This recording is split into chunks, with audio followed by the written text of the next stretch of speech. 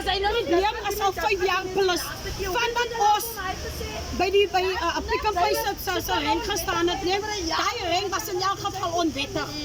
Toe staan ons daar en elke keer dan het oupa de Vries 'n probleem, dan kom haal ons die taxi mense en ons sê vir hulle kom kyk daar.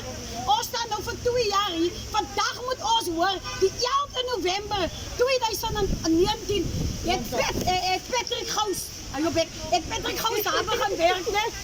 Nou, vandag moet ons hoor, Patty is onwettig na 'n jaar. Na 'n jaar, 'n En volle nou jaar. is hy nou, ons het genoeg opgevoed en alle disrespect ons ou mense. En hy is, ja, mense wat allemaal oor 80 is, mag nie met sy taxi ry nie. En dit is wel van hom, en ons is vet gaten, wie, wat hy wie sy,